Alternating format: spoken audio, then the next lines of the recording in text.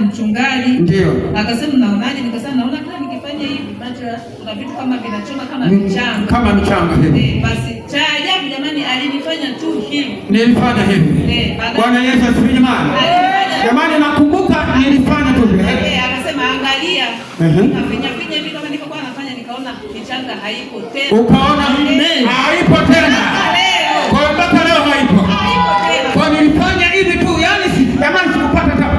Imani. Yes. Imani aliyokuwa nayo mama kwamba nikienda kwa mtumishi wa Mungu anigusa kwa mkono wake, ya kwamba haya macho michanga iliyopo kwenye macho yangu itaondoka. Na nikiwa alipokuja nilifanya tu, nilifanya nikasema nenda. Amen. Kwa hiyo mpaka leo umekuwa mzima. Mpaka leo nimekuwa mzima, wala macho hayana michanga tena. Unawaambiaje watu wanaokuona katika ulimwengu huu? Jamani, nawaambia Mafinga uponyaji upo, lakini madhabahu hii ambayo tunakuja hapa. Ndio.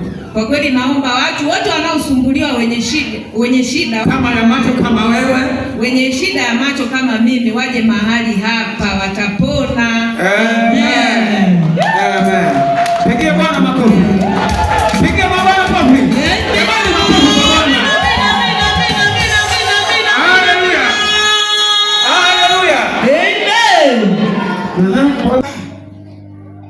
Haleluya. Umesema mmetokea wapi?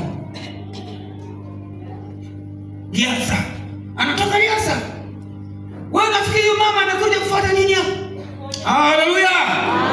Amekuja kufuata uponyaji, halafu akisha kuponywa ninampa imani, namjenga imani ya kwamba sasa mama umeponywa na Bwana Yesu Kristo. Sasa nakupa neno la Mungu liwe ni silaha yako, ili wabaya wa maisha yako kwenye kijiji chako kule Liasa watakapokuja wakushindwe.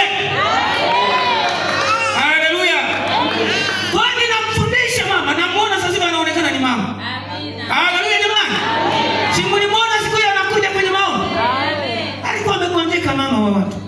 Lakini leo tunamuona ni mama. Haleluya. Anatabasamu na kutabasamu. Na watoto wake wana furaha. Haleluya. Haleluya. Mungu yupo.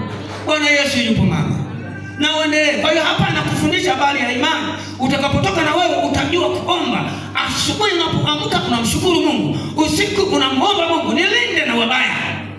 Kwa hiyo tunawapa imani. Haleluya. Nenda kakae mama. Bwana Yesu asifiwe.